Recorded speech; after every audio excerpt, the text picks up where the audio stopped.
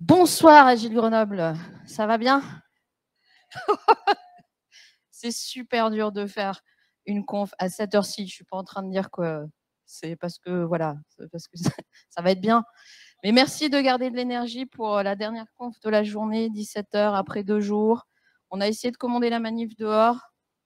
Enfin, les petits étudiants de Grenoble École de Management qui font les faux là. Donc bienvenue dans cette conf de fin de journée. On a essayé d'utiliser une petite métaphore. Voilà, c'est des choses qui nous sont. On entend, enfin, je sais pas, l'image associée au mammouth, celle qu'on associe là, c'est celle de peut-être des grosses boîtes, des gros projets, des gros programmes sur lesquels on a pu travailler avec Brice. Et donc on va vous parler effectivement de comment ces mammouths peuvent avancer, parce que les mammouths avancent. La zapette. Et bien sûr, la zapette ne marche pas. Ouais. The Zapette. C'est bon, voilà, super. Magnifique. Merci. Alison a une réponse à tous vos problèmes. Les sponsors qu'on remercie pour ce bel événement. Se rappeler qu'effectivement, Zenica, on est sponsor bière. Donc peut-être l'occasion, comme on est à la dernière conf, de pouvoir continuer à discuter autour d'une bière juste après. Allez, je fais des arguments. Hein. Alors j'en profite pour clarifier une chose. Zenica, on n'est pas une brasserie. Je sais pas si. Voilà. Peut-être bientôt un jour. Donc, juste vous dire rapidement, pour ceux qui ne me connaissent pas, donc on est une entreprise de services numériques, plutôt avec un fort ADN technologique. On est tous des passionnés à faire le lien justement entre la techno et l'humain, et avec une belle communauté d'agilistes, voilà, plus de 60 agilistes. Alors, à Grenoble, bien évidemment, ici, une belle agence, à Bordeaux, à Lyon, à Rennes, à Brest, à Nantes, à Paris et à Lille. Voilà. Et à l'international aussi, à Montréal et Singapour. Voilà. On se présente rapidement. Ok, moi c'est Laurence Sano, je suis coach et formatrice agile, c'est super, super original. Dans Agile Grenoble, on rencontre que des coachs agiles. Je fais du coaching, la formation depuis plus de 10 ans maintenant. D'abord dans une grosse boîte qui s'appelait Thales et avec ces gentils clients, un peu partout en France.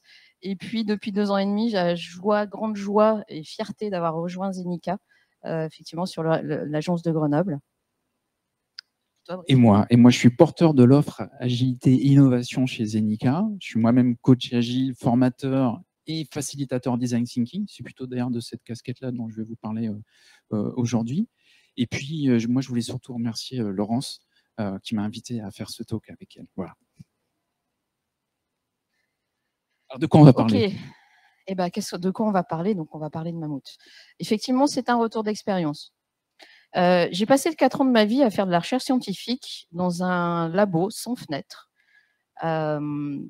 Voilà, c'était sympa, à manipuler des gaz dangereux et principalement avec une clé à molette à la main. Parce que les moyens au CNRS, vous savez, c'est pas ça. Donc à réparer, à démonter, etc. Et puis un jour, plus tard, je me suis retrouvée à chercher du travail dans le privé. Et puis j'ai un recruteur un jour avisé dans une entreprise privée, donc qui m'a dit en entretien, oui, mais bon, vous savez, nous en entreprise, c'est pas pareil quand même. On n'est pas comme les chercheurs isolés dans notre tour d'ivoire. Là, j'aurais bien aimé avoir ma clé à molette à la main. Ce que je voulais vous dire, c'est que ce que je ressens aujourd'hui, quand on parle d'agilité à l'échelle en général et de SAFe en particulier, c'est un petit peu ça. Il y a des débats d'idées, c'est très bien. Il y a plein d'échanges. Je trouve qu'aujourd'hui, les débats sur SAFe en particulier, l'agilité à l'échelle en général, sont devenus des débats plutôt stériles et plutôt qui se sont radicalisés, malheureusement, un peu comme la société aujourd'hui. Et ce que j'aimerais, ce qu'on a essayé d'apporter, en tout cas, c'est du terrain. Parce que moi, j'interviens sur le terrain depuis 4 ans, effectivement, plutôt dans des environnements à l'échelle. Donc, le retour d'expérience qu'on va vous faire, c'est basé sur ce qu'on a pu voir, se constater, voir que même les gros mammouths pouvaient avancer, effectivement. Donc, on a basé notre talk avec Brice sur 3 entreprises principalement dans lesquelles on est intervenu. Il y a du SAFe dedans, il y a du Scrum de Scrum, il y a du Design Thinking, il y a plein de choses. Voilà. Et ce qu'on va essayer de vous amener, c'est un petit peu cette lecture, notre lecture de ce qu'on a vu sur le terrain. Alors, on a pris 2 références qu'on pourrait associer au courant de la business agility. Une première référence, c'est un bouquin qui est sorti fin 2020, écrit par Jonathan Smart. Donc, Jonathan Smart, il a passé 8 ans à la Barclays à faire la transformation au sein de cette banque. Il a rejoint Deloitte là, en 2018. Il est patron de la practice Business Agility. Et il a sorti ce bouquin. Alors, on l'a trouvé plutôt intéressant parce qu'il est plutôt agnostique. Il est un peu en dehors des frameworks, justement. Il vient plutôt poser des principes et des patterns et anti-patterns. Donc, voilà. Et on a pris une deuxième référence, qui est un framework d'agilité à l'échelle. Oh, quel suspense, on a pris Safe. Voilà. Mais encore une fois, on ne va pas vous faire une présentation détaillée de Safe. Voilà. C'est plutôt regarder quelques principes, que ce soit côté Jonathan Smart comme dans Safe, et essayer de mettre ça en regard par rapport à nos expériences. Est-ce qu'il y en a qui connaissent le bouquin de John Smart, qui l'ont lu? Non? On vous le recommande. Ouais. Voilà. Alors, voilà les 4 angles de vue que l'on a choisi de vous présenter. Donc, encore une fois, hein, cette conférence, on l'a construite avec Brice, basée vraiment sur le terrain, sur le mode émergent, sur ce qu'on a pu voir, constater, et puis de se dire, à partir de ça, qu'est-ce qu'on peut en tirer? Qu'est-ce qu'on peut amener comme regard, comme pas de recul un petit peu sur ces différents environnements? Et donc, on a choisi ces quatre axes, ces 4 angles de vue, encore une fois. Aligner, embarquer les personnes, descaler, simplifier et être centré client. Voilà, c'est ce qu'on a choisi. Sur chacun de ces angles, on vous parlera d'abord effectivement des principes qu'on a pu piocher donc dans le bouquin de John Smart ou dans Safe. Et puis en regard, voilà, ça sera toujours construit de la même façon. On vous parlera ensuite de ce qu'on a pu voir, nous, dans ces 4 sujets-là, sur le terrain. Alors, premier angle de vue, aligner. Donc, question, comment on fait pour aligner toute une organisation lorsqu'on parle d'une mise à l'échelle? Donc, on va regarder un petit peu dans un premier temps ce que propose Safe là-dessus. Donc, dans Safe, il y a une valeur cœur, une core value, il y en a 4. Donc, il y en a une qui est l'alignement. Dans Safe, il parle d'aligner la stratégie avec l'exécution. D'accord ? Donc, qu'est-ce qui va aider à ça dans le modèle de Safe? Il y a déjà le haut du modèle, qui est la partie Lean Portfolio Management, où là, on va définir la stratégie, définir les modes de décision sur le financement. Ensuite, ça va être décliné en termes de vision produit par les équipes de Solution Management ou de Product Management. Et ensuite, au niveau des trains, au niveau des équipes, donc les trains, c'est le regroupement d'équipes qu'on a dans Safe, eh bien, il y a des notions d'objectifs d'incrément de programme, les fameux PI objectifs de Safe, et qui vont être déclinés au niveau des itérations, des sprints, en objectifs d'itération. Et dernier élément qu'ils indiquent là-dessus, c'est il faut que ces équipes aient la même cadence, soit sur les mêmes rituels de synchronisation. Voilà, tout ça, dans le modèle Safe, aide à l'alignement. Donc ça, c'est la vision Safe. Vision de Jonathan Smart. Donc là, une approche différente. Lui, il va nous parler d'un premier principe qui introduit le bouquin, qui est Focus on Outcomes, donc se concentrer sur les résultats. Là, l'idée de ce principe, c'est, encore une fois, ce qui est important, c'est les résultats et moins la manière de les obtenir. C'est-à-dire qu'on fasse de l'agile, du lean, du DevOps, peu importe, il ne s'agit pas d'adopter l'agilité, c'est encore une fois être centré sur les résultats qu'on veut obtenir. Donc, ce qui est intéressant, c'est un anti-pattern qu'il a associé à ça, qu'il appelle donc faire une transformation agile avec un grand T et un grand A. Donc, plutôt dans un mode top-down, on va chercher justement à imposer, à forcer l'adoption de l'agilité.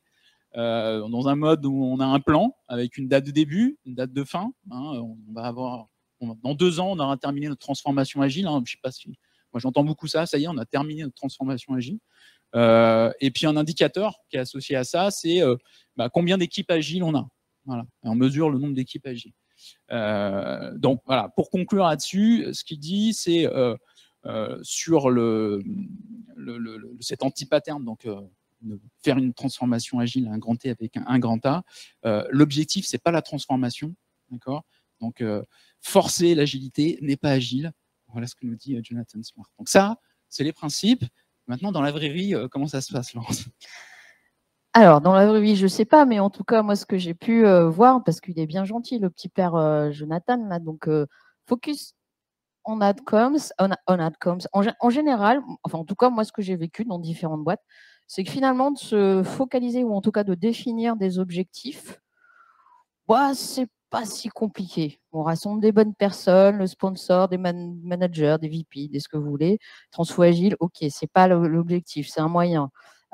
Du coup, sur quoi on va devoir se focaliser et qu'est-ce qu'on va aller chercher dans la boîte à outils de l'agilité et dans les frameworks éventuellement, dans les pratiques, pour nous aider à obtenir et à atteindre ces résultats ou en tout cas à progresser vers ces résultats. Donc ça, c'est plutôt, moi je trouve, c'est pas forcément la problématique, en tout cas, c'est pas celle que j'ai rencontrée. Par contre, je vais vous raconter une histoire d'alignement sur les pratiques et sur un framework. J'ai accompagné pendant 1 an et demi une grande organisation, on va dire un gros programme d'environ 300 personnes, ils sont 500 maintenant. Et puis bon, voilà, on a démarré un peu, enfin quand je suis arrivée, c'était déjà démarré, c'était un peu, on va dire, je vais dire grand bazar, pour être poli. Il y avait du tout et n'importe quoi. On me dit c'est du safe, mais je regarde, je vois rien. Alors ni de safe ni d'agile en particulier. Et puis bon, voilà, pendant 6 mois, on bosse quand même en mode émergent avec des gens qui ont envie, de faire progresser les équipes, les personnes, etc. L'organisation, le programme, ce qu'on délivre, etc. Donc on y va, voilà, par petits bouts, avec nos petits bras, voilà, c'est pas évident. Et puis, enfin bon, bref, à un moment donné, 2 chefs mammouths, peut-être les afficher là, 2 chefs mammouths qui arrivent à la tête de ce programme et qui sont pas tout à fait alignés. Il y en a un qui nous dit: «Maintenant, il y en a marre, il faut que c'est un peu encore le bazar là, il faut qu'on fasse du safe. Maintenant, il faut que ce soit voilà, c'est officiel, on prend la big picture là, on y va. Solution, portfolio, la totale, le full safe. OK, c'est ça qu'il nous faut». Le deuxième qui dit: «Oh là là là là là, attends, attends, attends, attends, attends, c'est ce que tu me dis là, c'est super dangereux, il y a plein de risques, tout à fait légitimes et cetera». Et puis ça, ces discussions-là durent longtemps, durent plusieurs mois. Et là, ce qu'on a vu, sur le terrain, c'est que les gens, ces batailles de mammouth ont eu un effet extrêmement négatif sur le terrain. On s'est retrouvés dans un moment où les gens ne savaient plus à quel sein se vouer. Les gens se disaient: «Mais oui, mais alors on a très clairement, on avait déjà des choses, qui étaient en place. On avait des trains, on avait des PI planning depuis longtemps, on avait des pratiques, Scrum, on avait du Scrum dans les équipes, enfin voilà, on avait des choses quand même qui étaient là, c'était pas la panacée, mais». Et donc les gens entendent: «Non mais il faut pas parler de safe, mais on en fait. On en fait à moitié. Et puis c'est dangereux». Et puis du coup, ça a créé une espèce de tension, alors à la fois dans l'équipe de transfo, mais à la fois qui s'est retrouvée sur le terrain, en fait. Des incompréhensions, des gens qui savent plus tellement à quel sens se vouer, surtout dans une entreprise où on va dire la hiérarchie est assez présente et très, écoutée. Donc voilà, cette sensation et puis une brèche ouverte aussi effectivement aux opposants, on va dire, à l'agilité ou aux freins en tout cas, oui, c'est le bazar quoi, on ne sait plus où on est. Ce qui s'est passé, comme on a 2 événements concomitants qui ont permis de résoudre ça, enfin, comment dire? Une entente, je ne sais pas si elle a été forcée, mais en tout cas, une décision qui est prise. OK, maintenant on tranche. Oui, on y va. On fait du safe et on part du peut-être, plus simple. On repart sur des choses qu'on a déjà, mais on va les, mmh, on va les asseoir, on va essayer de les renforcer. Donc on part sur du safe essential, donc on parle des trucs assez simples qu'on avait déjà, des trains, des PI planning, qu'est-ce qui va déjà bien ou pas bien là-dedans, et cetera. Et puis, 2e événement, concomitant, un leader de transfo, un nouveau qui arrive et qui était expérimenté sur du safe en particulier. Et là, mais vraiment la sensation, ça a été on a enlevé le frein à main. On est reparti, si tu peux afficher la suite.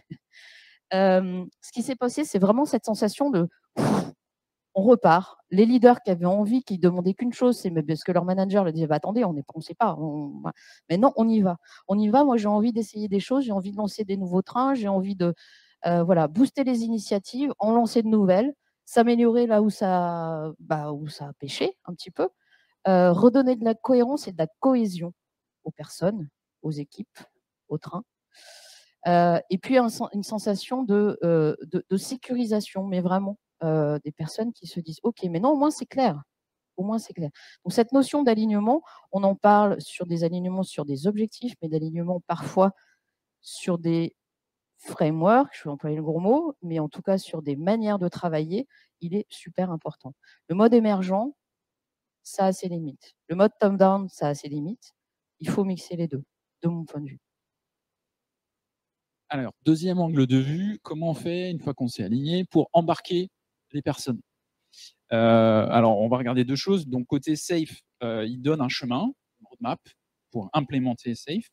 Donc, encore une fois, je ne vais pas rentrer dans le détail de toute la roadmap. Les points importants à avoir là-dedans, c'est le point de départ, ce qu'il appelle le tipping point, le point de bascule.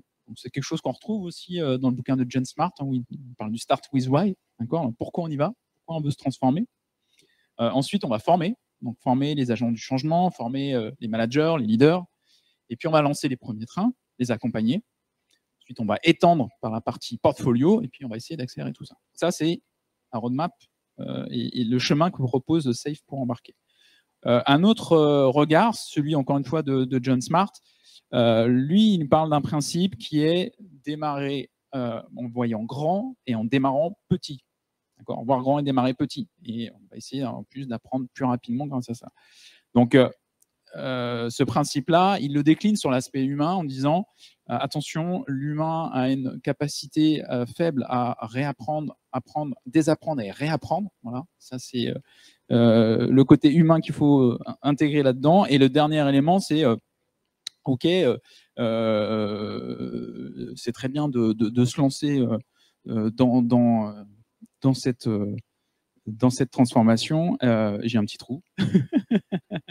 Dernier élément il nous dit quoi? Ah oui, si, important. Il nous dit quand on peut pas forcer le rythme du changement, voilà, quand on parle de l'humain, important, il dit, voilà, c'est 3 à 5 ans et encore avec le vent dans le dos. Voilà. Son retour. Donc ça, encore une fois, c'est un peu les principes. Donc, concrètement aussi sur le terrain, comment tu as vécu ça, toi? Alors bon, voilà, je vais peut-être enfoncer une porte ouverte, hein, mais à partir du moment où les personnes qu'on accompagne et les personnes dans l'entreprise ne partagent pas la même compréhension, le même vocabulaire, le même niveau de connaissance sur quelque chose qu'on leur demande de mettre en place, bah, ça va être compliqué. Donc ça paraît bête, mais la formation, c'est un début. Alors ça ne veut pas dire forcément passer 300 personnes en 2 mois à 3 jours de formation. Mais par contre, c'est d'avoir peut-être des petits moments, d'avoir peut-être des sessions par équipe, par aller capter les besoins aussi. Qu'est-ce qui n'est pas clair? Donc c'est bien gentil, moi, d'arriver à un endroit, on me dit on va faire un PI planning. Puis personne ne disait rien. Bon, ok, on va faire un PI planning, je vais vous aider, tout ça. Et puis au bout de 2 réunions, je m'aperçois qu'il n'y a personne, à part le VP, qui sait ce que c'est un PI planning. Et tout le monde disait oui, on va faire. Enfin bon, bref. Donc la formation et l'accompagnement, enfin la formation en premier, ne pas hésiter à investir un petit peu en tout cas là-dessus, ou à se poser la question de là où il y a peut-être des gaps de connaissances. L'accompagnement individuel et collectif. L'accompagnement, souvent, en tant que coach agile, on n'est pas forcément formé au coaching pro, il y en a. C'est pas mon cas. Donc l'accompagnement individuel, c'est pas toujours facile, c'est pas évident, c'est un métier aussi, en tout cas, voilà, sur du coaching pro. Mais ne pas hésiter à dire, on est là aussi pour accompagner toute personne qui le demande.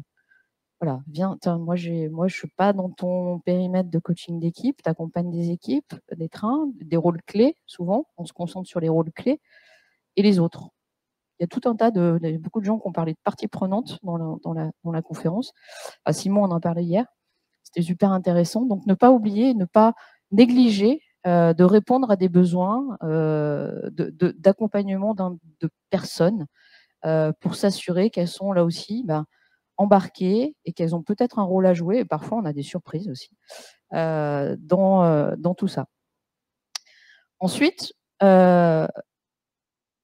la transparence, l'écoute, l'empathie. En tant que coach agile, ne pas hésiter à dire quand ça va, mais ne pas hésiter à dire quand ça va, ne pas hésiter à dire quand ça ne va pas. Il y a des trucs qui se passent pas bien, oui. Les gens viennent se plaindre, oui. Il y a des trucs qui vont pas bien. On peut pas avancer plus vite que l'organisation et que les personnes. Un changement, oui, cela dit, 3 à 5 ans minimum avec du vent dans le dos.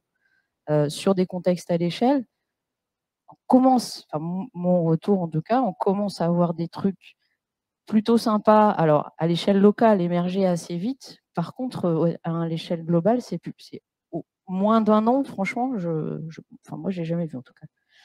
Donc, être dans l'écoute, être dans l'empathie aussi, enfin, aller voir, enfin, récupérer du feedback du terrain évidemment, mais comprendre qu'il y a des personnes qui vont avoir des difficultés parce qu'elles sont dans leurs contraintes. J'ai bossé avec des ingés méca qui me disaient: «Mais comment tu veux que je fasse de l'agilité quand je dois designer ma pièce ?» Donc être à l'écoute, comprendre les contraintes, se dire, il y a pas longtemps, il y a DSI qui m'a dit, il avait cette image du consultant agile là, qui arrive de l'extérieur et qui va apprendre la vie, qui va lui apprendre la vie alors qu'il est proche de la retraite. Il m'a dit récemment: «Je suis content parce que tu t'es mis à notre niveau». C'est ça, se mettre au niveau des gens et être à l'écoute de leurs besoins et de leur métier et de leur quotidien. Et puis la dernière chose, ce que je dis souvent, pour moi, la maturité agile d'une organisation ou d'une équipe, je la mesure souvent à ce réflexe d'amélioration continue. À partir du moment où on arrive, et ça peut se faire, enfin, c'est du quotidien en fait. À partir du moment où on se dit, enfin, où on explique que l'amélioration continue, c'est pas que les rétrospectives, c'est au quotidien, c'est vous qui faites, c'est pas nous. Enfin, les coachs et consultants, on disparaît à un moment donné, et c'est tant mieux. Et si les choses se sont bien passées, et ben, ça va rester. Mais c'est à vous de faire vivre ça. Donc surtout, embarquer toutes les personnes qui expriment le besoin et voilà, rentrer dans ce réflexe d'organisation apprenante. C'est vous qui allez pouvoir adapter. Safe, c'est pas magique. On a fait des pratiques de LeSS mélangées, on a fait du Scrum de Scrum mélangé, on s'en fiche du framework. Enfin, on s'en fiche. Non, j'ai dit que c'était important avant de décider, mais en tout cas de se dire, à partir du moment où on arrive à challenger et à se dire, peut-être qu'on va aller chercher d'autres choses ailleurs, ou à se dire que ce qu'on a fait, faut peut-être l'améliorer et l'ajuster. Et là, on est dans l'embarquement des personnes et surtout, on est dans quelque chose qui va être pérenne et qui va permettre aux personnes d'être mieux, a priori, dans leur travail. Ok, alors troisième angle de vue, déscaler, simplifier. Là, c'est pareil, on va commencer par un principe côté Jonathan Smart. Donc, lui, il parle de déscaler avant de scaler. Donc, là, l'idée, c'est de dire que avant de faire monter l'agilité à l'échelle, il va plutôt falloir commencer par décomposer le travail et la façon dont les gens travaillent. Donc, ça veut dire compenser avec des petites équipes, avec des missions claires, ce qui va leur permettre l'alignement, l'autonomie. Et ces équipes-là, on va les aider dans un premier temps à améliorer leur flux de travail. C'est-à-dire travailler des petits incréments, éviter les temps d'attente, essayer d'améliorer le lead time. Voilà. Ensuite, dernière étape, ces équipes-là, va falloir qu'on les aide à choisir justement leur framework, les bons patterns qui vont être pertinents dans leur contexte d'équipe qui finalement est unique. Donc ce côté, encore une fois, qu'on a trouvé intéressant dans John Smart, de déscaler avant de scaler. Côté safe, un concept de flux de valeur, un concept important dans safe. Si on le regarde, on peut voir qu'en fait, c'est un concept simple.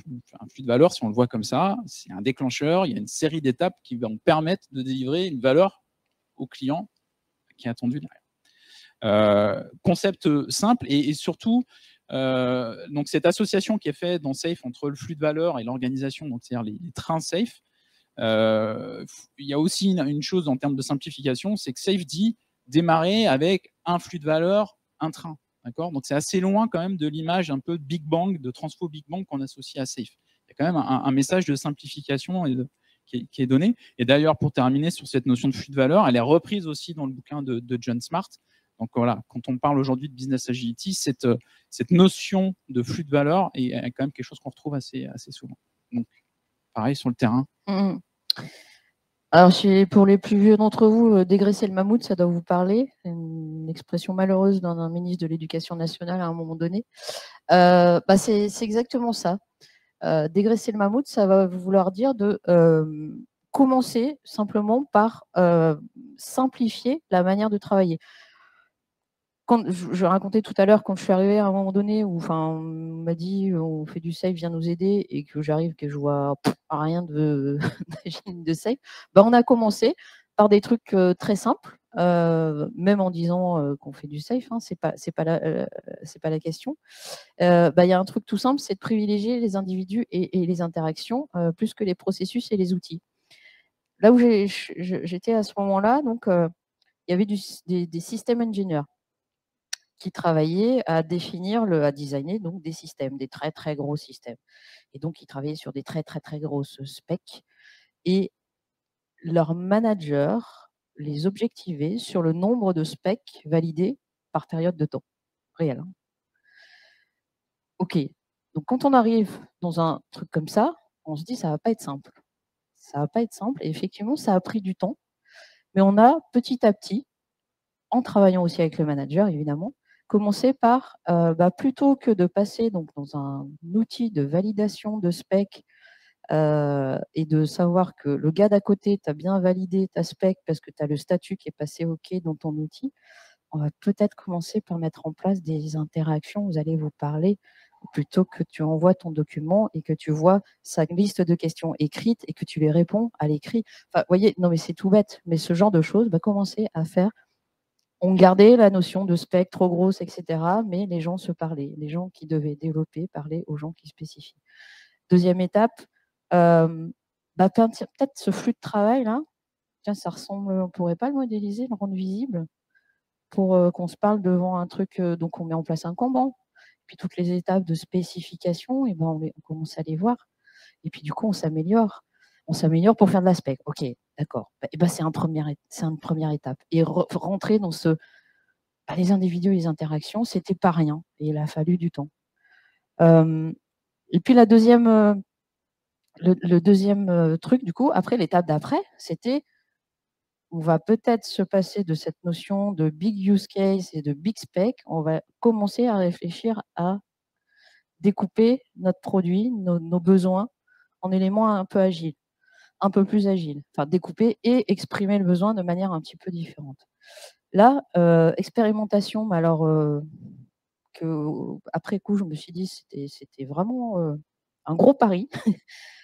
Un jour, je leur dis écoutez, messieurs les architectes et les systèmes ingénieurs, on va faire une séance de story mapping. Vraiment, j'y croyais vraiment pas beaucoup. On est rentré dans une salle et on a passé 2 heures ou une après-midi, je sais plus. Et là, la magie a opéré. On a mis tous les gros use cases, mais vraiment des très gros, des trucs qui demandaient 2 ans de développement, sur des post-it. On les a posés. Et puis à un moment donné, il y a un solution architecte qui fait mais ouais, mais si on prend une petite tranche fine de ce use case, puis après qu'on y ajoute une petite tranche fine de ce use case, puis une autre petite tranche, et puis ça fait un scénario d'utilisation, un truc d'utilisateur qu'on va pouvoir livrer en quelques mois. On est d'accord, on n'est pas à la semaine sur un système complexe. Et là, voilà. Et là, on est rentré, mais pour le coup, vraiment, ensuite, c'est un mécanisme qui est passé à l'échelle, dans la définition agile, et on y va. Et on crée des backlogs, et on crée des features, et on découpe ça en story, etc., etc. Voilà, donc commencez petit, commencez là où on est, respectez les personnes, parce que le système ingénieur leur dit bon les gars, vous oubliez ce que vous faisiez, puis on va faire des user stories. Je crois que ça aurait été plus compliqué. Ah oui, j'avais rajouté d'autres trucs. J'avais oublié. Donc réduire et éliminer les temps d'attente, même sur des processus qui ne sont pas agiles, de la validation de spec. C'est rentrer dans ce réflexe d'agilité. Et puis après, voilà, sur ce même périmètre, Brice a parlé des chaînes de valeur. Moi, je trouve que c'est une notion extrêmement intéressante en safe, les value streams. On en a parlé avec Michel tout à l'heure. J'ai intervenu à différents endroits où la problématique venait de la façon dont on avait rassemblé les équipes dans des trains. Ça se fait de manière beaucoup par opportunité. Il y a une vraie réflexion autour de ça. Il y a des vrais ateliers à mener pour se dire, OK, c'est quoi notre flux de valeur pour notre utilisateur? C'est quoi les systèmes qui constituent les différentes étapes qui permettent d'atteindre cette valeur pour l'utilisateur? C'est qui les personnes qui travaillent sur ces systèmes?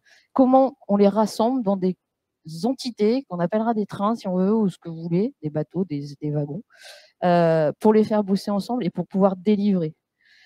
Donc tout ce travail-là, il est super important et effectivement, on l'a utilisé, ce fameux atelier-là d'identification des value streams de Safe, pour clarifier les chaînes de valeur. Il y a eu d'autres démarches ensuite de factoriser des trains, se reposer la question, les trains, ce n'est pas des trucs qui potentiellement vivent éternellement. Si le contexte change, si les solutions qu'on délivre sont modifiées, parce qu'on a des nouvelles opportunités business, et ben allons-y, on se repose cette question-là. J'ai travaillé pour un autre client aussi où on n'avait même pas, pour des questions politiques, logiquement, on aurait dû séparer ou splitter un train en deux, mais pour des raisons politiques, ça passait pas bien. On a dit on garde un train, on va parler de wagons. On aura 2 wagons dans le train. Ça passe. Voilà. Et du coup, simplifier, ne pas rajouter des rôles qui vont pas servir à quelque chose, etc. Et puis éventuellement, découper, c'est pas éventuellement, découpler les solutions, les offres. On arrive parfois sur des systèmes tellement gros qu'on n'arrive plus à les rendre suffisamment indépendants pour livrer de la valeur fréquemment. Donc, se reposer des questions assez profondes sur comment on adresse une solution, comment on adresse un marché. Alors, pour notre dernier, on y arrive, notre dernier axe à vous présenter, notre dernier point de vue. On va parler de la Customer Centricity.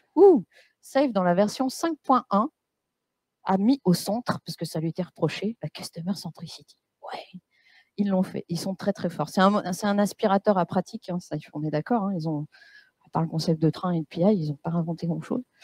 En tout cas, ça apparaît comme vraiment que c'est au centre et la business agility aussi n'est rien d'autre qu'un retour aux sources de l'agilité, hein, parce que le client a toujours été au centre de l'agilité. Et donc, Safe a intégré toutes les pratiques de design thinking, en tout cas décrit ces pratiques-là. Donc, comment aller interroger nos clients, comment mieux connaître ses clients, à quelle fréquence, quels sont les outils à disposition. Donc, voilà, il a mis au cœur de sa stratégie ces approches clients. Et c'est tant mieux, pour ceux qui ne connaissaient pas, ça pourra toujours servir. Donc, pour finir, un petit retour d'expérience sur cet angle de vue, qui est de centré client. Là, je vous parlais d'un mammouth qui avait des habitudes de cadrage un petit peu à faire évoluer, c'est-à-dire que c'est des cadrages qui duraient 6 mois, avec beaucoup de documents, avec forcément une satisfaction utilisateur qui n'était pas forcément au rendez-vous derrière. Donc, on leur a proposé, donc là, c'était un projet de refonte d'une gamme de produits d'assurance. On leur a proposé de s'inspirer justement d'une démarche design thinking pour effectuer un cadrage un peu différemment. Donc, différentes étapes un peu qu'on a suivies. La première, ça a été déjà de s'organiser en équipe pluridisciplinaire, c'est-à-dire d'avoir une équipe cœur, une équipe qu'on a pu garder sur toute la durée du cadrage, avec des gens de l'IT, des gens du métier, des AMOA. Voilà, on avait une bonne mixité en fait de compétences et de points de vue autour de la problématique sur laquelle on partait. Deuxième étape importante dans une logique design thinking, c'est d'aller sur le terrain et d'aller regarder un petit peu comment ça se passe. Alors ça, c'était aussi un gros changement quand on a dit on veut aller en agence, voir comment les commerciaux vendent les produits, quelles sont les difficultés qu'ils rencontrent, les observer, les interviewer. Ça, c'était quelque chose qui ne se faisait pas. Et voilà, on a un petit peu bousculé le mammouth, hein, pour le coup, et on a réussi à obtenir ça. Et donc ça, cette phase d'exploration, elle nous a permis de générer des idées, des insights qu'on a pu utiliser lorsqu'on est passé dans la phase suivante, imaginer les solutions. Et là, pour imaginer les solutions, on leur a proposé un format où on a condensé un petit peu les choses. Donc, ce format s'appelle le design sprint. Donc, on a fait 3 jours de design sprint. On a fait venir une vingtaine de personnes. On était 3 facilitateurs côté Zenica. Et grosso modo, la première journée, on échange de l'information. On aligne tout le monde justement sur la problématique qu'on veut traiter. Deuxième journée, on commence à rechercher des solutions. Troisième journée, on en choisit une et on la prototype. Donc, dernière étape, c'est d'aller tester ça sur le terrain. Donc, et ça, cet esprit prototype et cet esprit de test, qui est pour moi un élément clé dans une démarche design thinking, c'était quelque chose, encore une fois, d'assez nouveau.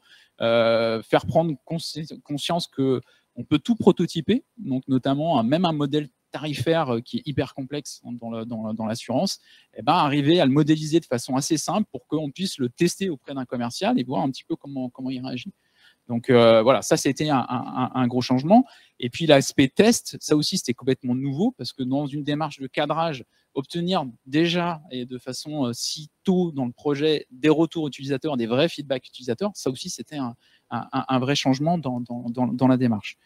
Et pour terminer, cette démarche, elle a permis d'instaurer un état d'esprit qui fait que le lien vers la réalisation du produit derrière en mode agile s'est fait d'autant plus facilement. Donc on a fini par une séance de story mapping, hein, de priorisation.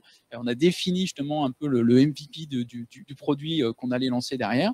Et ça s'est fait assez naturellement parce que cette équipe de cadrage, elle avait déjà démarré justement avec un état d'esprit un peu différent. Donc, la transition aussi, qui est souvent une difficulté entre la phase de cadrage et le démarrage du projet, a été vraiment facilitée grâce à ça. Donc, résultat, donc un Mammouth qui commence à faire des cadrages agiles. C'est-à-dire que là où ça prenait 6 mois, on a fait ce cadrage en 2 mois. Ça a été un vrai succès. Aujourd'hui, ils l'ont lancé sur 2 autres cadrages. Donc, voilà, c'était vous faire part un petit peu. Vous pouvez finir par une histoire plutôt sympa. C'en est une. Donc, c'est un vrai succès. Et donc, je fais un petit coucou. Parce qu'on était 3 facilitateurs. Il y a aussi donc, Maria qui était à Lyon et puis Catherine qui travaillait sur ce projet. Voilà. Petite conclusion. Petite conclusion, on est pile poil dans les temps. C'est génial. Voilà ce qu'on voulait vous dire. Donc, encore une fois, on a essayé de vous donner 4 angles de vue, 4 façons de faire bouger le mammouth. Même dans des gros contextes, même dans des gros programmes, souvent, encore hier, je discutais avec Yannick, qui me disait, je suis arrivée dans un truc, un mammouth, mais alors, il me disait, j'ai le vertige tellement je suis haut, tellement je vois des trucs, j'ai l'impression d'avoir 200 mètres de vide sous moi, et je ne sais pas par quel bout attaquer. Il y a plein de façons d'attaquer le mammouth, il y a différentes façons. Et on peut attaquer, il y a plein de ficelles, et ce qu'on a essayé de vous donner, c'est des ficelles à tirer, et puis qui finalement vont arriver à faire bouger l'ensemble. Et donc, il n'y en a pas une, on a présenté 4 basées sur notre expérience, il y en a plein d'autres évidemment, et puis j'espère que vous avez trouvé ou vous trouverez des ficelles pour faire avancer votre mammouth. Ce qu'on peut dire aussi, c'est que chaque mammouth est unique, donc effectivement, aucun framework ne répondra à tous vos besoins, bien sûr, ça on le sait, que si on est dans l'agilité, on le sait, donc ils sont herbivores, hein, les mammouths, je ne sais pas si vous le savez, donc, mais ils peuvent très bien avoir des goûts différents, donc ne pas hésiter à trouver encore une fois votre unicité, votre ficelle à tirer.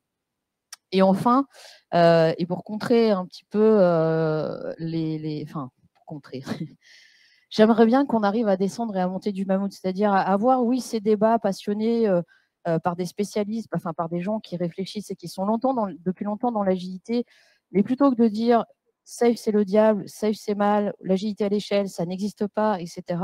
Et puis les gens qui sont sur le terrain, qui descendent là du mammouth, peut-être qu'il faudrait qu'on se parle un peu plus en fait, tout simplement. Et c'est vrai que sur les réseaux, il faut pas se parler sur les réseaux, ça se fait pas. Donc venons discuter. Enfin, moi je suis très preneuse de vos retours autour de ce sujet-là, plutôt que de partir dans des débats radicaux et beaucoup trop passionnés. Merci beaucoup. Et autour d'une bière. Et oui, et puis en plus autour d'une bière, ça sera avec d'autant plus de plaisir. Merci Laurence, merci Brice. Si des personnes dans l'audience ont des questions, que ce soit sur Internet aussi, oui, n'hésitez pas dans le chat à nous le dire. Une phrase, une question quelque part ici, ou peut-être autour d'une bière. Et n'hésitez pas à nous faire des retours. Yes, il y a les rôtis qui sont à l'extérieur entre les 2 portes, puis sur le petit panneau. Et sinon, pour les gens en ligne, ça sera sur Rôti Express. Merci à tous. On est disponible pour discussion. Et la bière. On peut parler autour d'une bière aussi, ça marche. Merci à tous pour cette journée de conférence. C'était super. Et puis bonne soirée, à très bientôt. Merci les orgas. Merci Alison.